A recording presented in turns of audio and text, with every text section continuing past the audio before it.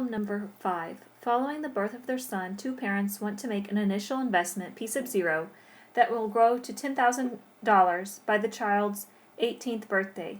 Interest is compounded continuously at 5%. What should the initial investment be? So here, this problem sounds like an exponential growth problem. And recall from the previous section that we can model exponential growth using the function P sub t equal to P sub 0 e to the k times t, where k is positive for exponential growth. And here for exponential growth, we're told that the k value, or the growth rate, is 5%. So what we could do is evaluate this with k being 0.05, and we could set this equal to 10,000 and solve for the initial amount P sub 0. However, in our notes, what we did was we essentially rearranged this formula and solved it for P sub 0. And what we got looked like P sub 0 equal to P times e to the negative k times t. And what this gives us is the present value. And by solving for the initial amount and giving a formula for present value, now what we've done is we've turned this into an exponential decay formula.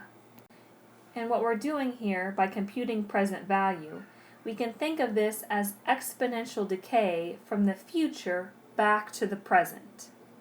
So here we say our k value is 0.05 and our p value in this case is 10,000. That's the amount of money that we want to end up with. We want to know what the initial investment should be. So plugging that into our function here, we have P sub 0 equal to 10,000 times e to the negative 0.05 times 18, since the money will be invested for 18 years.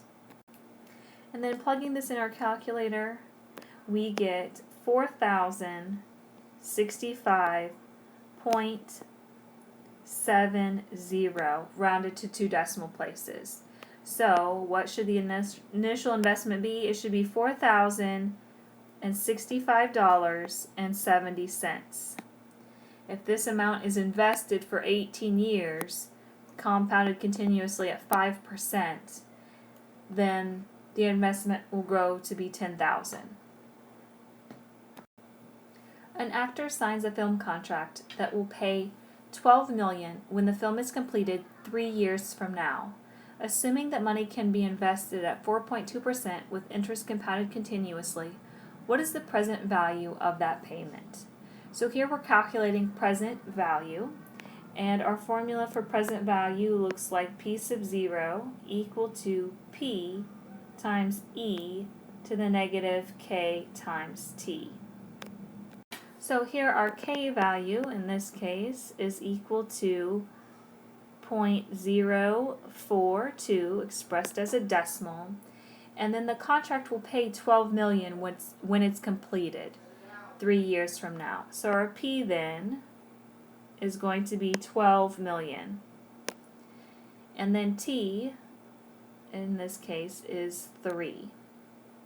So plugging those into our formula, P sub 0 is going to be 12 times e to the negative 0.042 times 3. Alright, and then using our calculator to get a decimal approximation, we get 10.58 rounded to 2 decimal places, and this is in millions, so we could write this as 10.58 million is the present value of that payment.